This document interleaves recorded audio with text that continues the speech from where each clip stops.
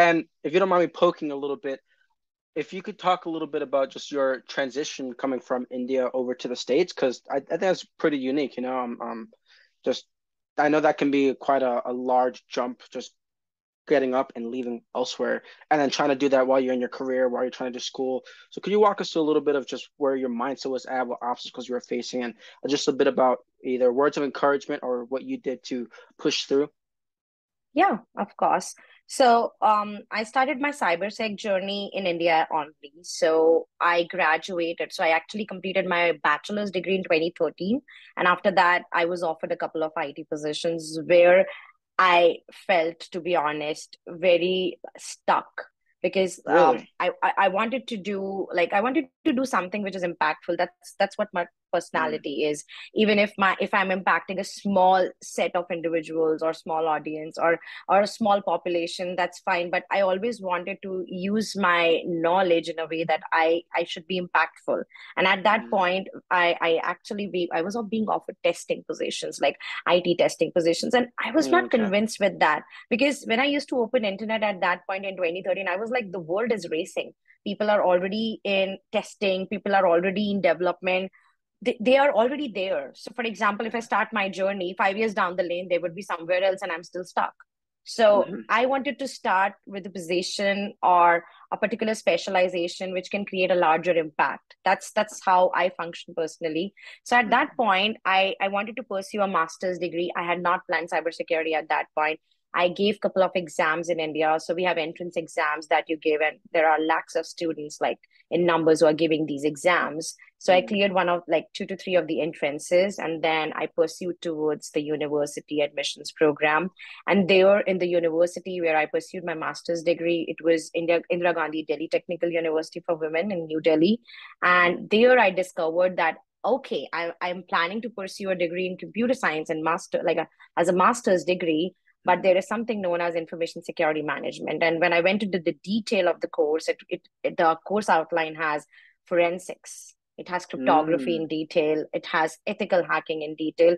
And I love doing that. So I remember at that point, I could recall that when I had cryptography in one of my semesters in my bachelor's, I loved it. I was so passionate about it that after that semester, when the course was completed, I wanted something like that in the upcoming semester, but it wasn't okay. there. So that curiosity in me, I'm also like a very curious person, like digging down things, understanding things. So I'm kind of a person who love mysteries, and forensics Mhm. and ethical Yeah. hacking was like that. So I immediately switched at the time of admission, and I was like, I am going to take admission in this particular course. And when Okay. I came back home, my parents and friends at that point, like people might have heard about cyber roles in the company, but not as a domain, not as an education degree. Like Yeah. there were very few colleges at that point who were offering that degree. And my family and friends were like, what did you do? You made a wrong decision. And in all of my 2 years, to be honest, I still remember every day because I enjoyed every day. There was so many practical Wow. things to do in terms of hacking and forensics that I loved. Like 2 years just passed by. I did a couple of certifications as well. But in those 2 years, my father was always like, will you get a job after this course? Like, I really suspect, Hmm. like, I don't know what you're doing. But the hardest part was to get the first job. So when I started applying in the job market, there were very less positions like where the organizations, like the employers, they were not taking freshers. Like somebody Hmm. who is new to cyber, the getting that very first cybersecurity position was very hard. So we were a batch of 30 students at that point, and all women. And out of 30, I guess like literally five or six of us, we got the first job, and rest of Okay. them had to either settle for any IT roles, like not cyber specific roles. So they took Okay. up like software engineering roles or any Yeah. kind of other roles, but not exactly cybersecurity. And there were like five of us who were like very adamant. We have to start with cyber only. We have spent 2 years. We have spent our time and energy in certification, and we're passionate about it. That's why we took the degree. Yeah. So getting the very first job it happened after nearly a lot of rejections. So at Hmm. that point, I used to call companies. I used to like talk to my university, like bring certain companies. We are certified, and they used to be like, they're Hmm. not ready to hire you.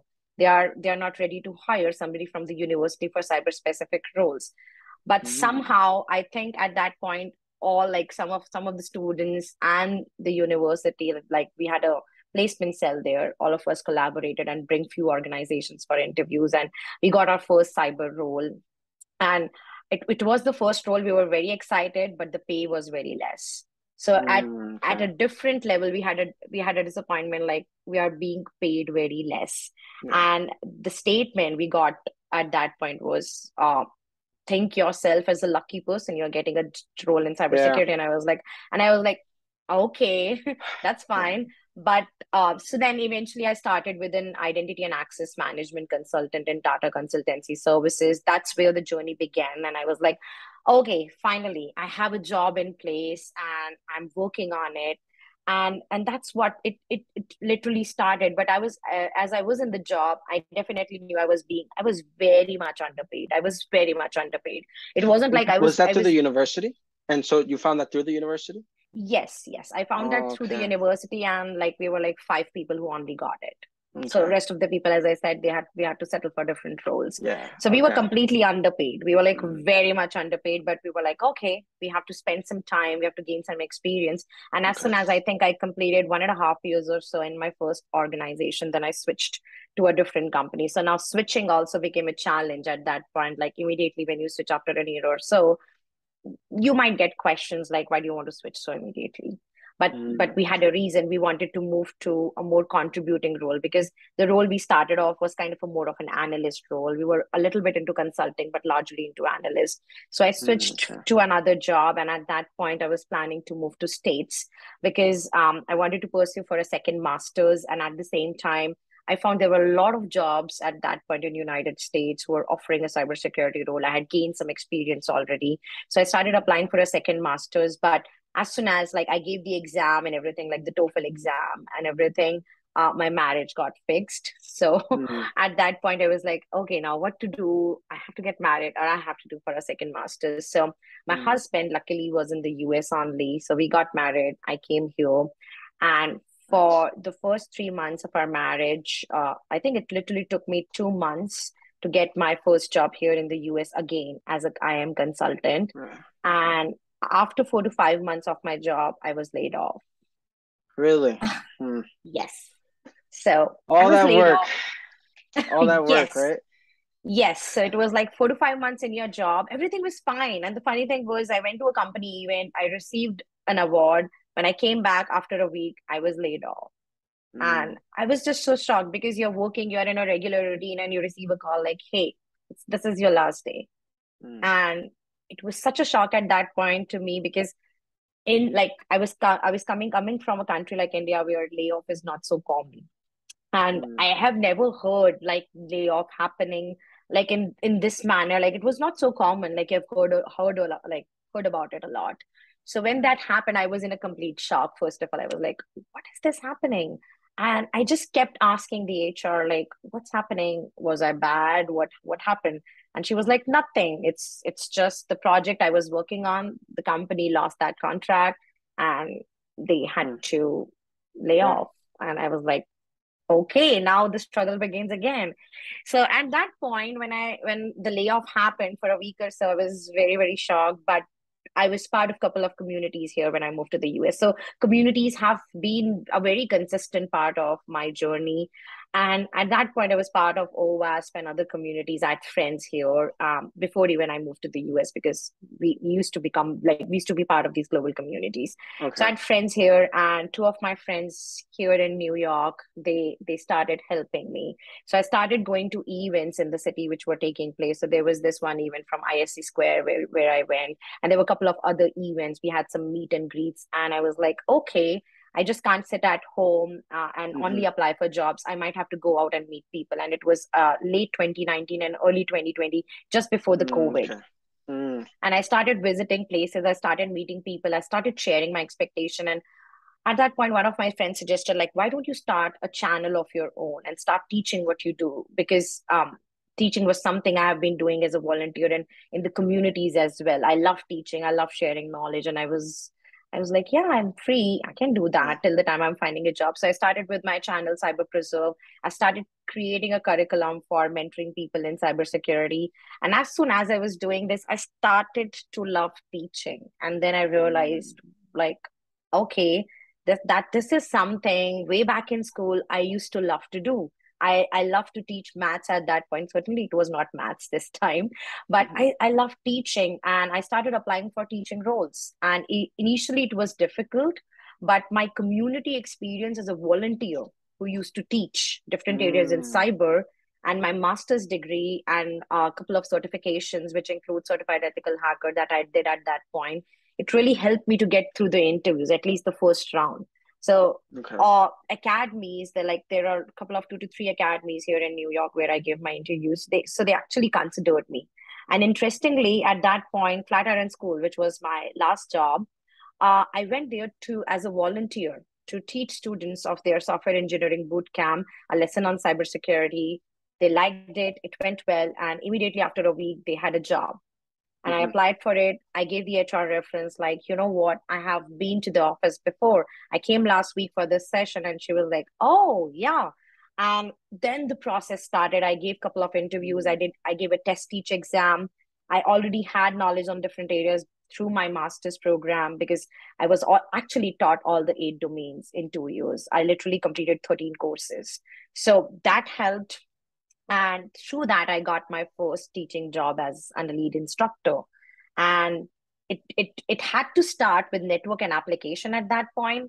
COVID happened. The company had to like restaff things. And one day I got a call before my joining that, you know what, we had to like restaff things. And mhm, you are now going to teach SIM and threat hunting. And I was like, mhm. what? And they were like, yes. And I had got job after such a long hardship, and COVID has also hit. So I had to do this job. Yeah. I cannot leave this job. And they told me, like, you know what, you have like this 6 weeks time and you have your first class in 6 weeks. And I was like, SIM, which was security information and event management and threat hunting. Yeah. I've never taught before. I have read about it, but it was like a Mm, altogether new world which came in front of me, and I had to take that challenge because when COVID hit, a lot of businesses were impacted. People were yeah. already losing job. So I Mhm, took that challenge. I literally remember in the first 6 weeks, I was the only member in my team. I started off their boot camp for cybersecurity. And I was like, okay, there's no one. I have to do it on my own. So the first week was again full in shock. I was like, this is the curriculum. I have to teach a tool. yeah. I It's have like, I wow. have to teach threat hunting, and I have students coming. So I have to be accurate. I have to be precise in what I'm teaching. And those 6 weeks, I was like working, I remember 16 hours. I was working the day because students had already joined. They were in their some of their self-paced, like self-paced courses. Mm, yeah. And my course, which was a teaching course, was coming in 6 weeks. So I was meeting students, handling their doubts, and at the same time, like after my job, like after my regular working hours, Mhm, I used to start studying because I got this pressure on me that I'm the teacher. If I teach wrong, they're learning wrong. yeah. I cannot do that. And it It's was true. like a very great pressure I was getting in. And I ended up teaching my first cohort. And after the first cohort, I started getting that grip of SIM and threat Okay. hunting. And I eventually start loving threat hunting. So this was actually a shift which happened for me from identity and access management to SIM and threat hunting.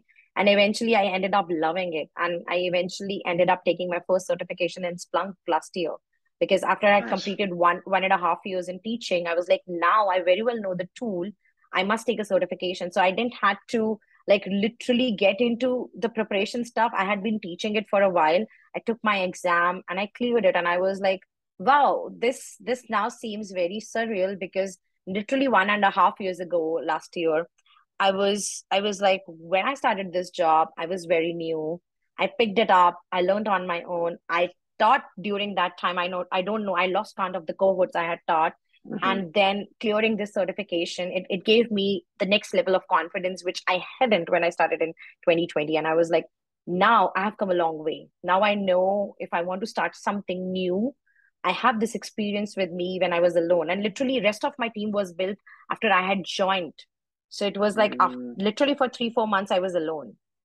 Wow. And after that, the rest of the team members joined.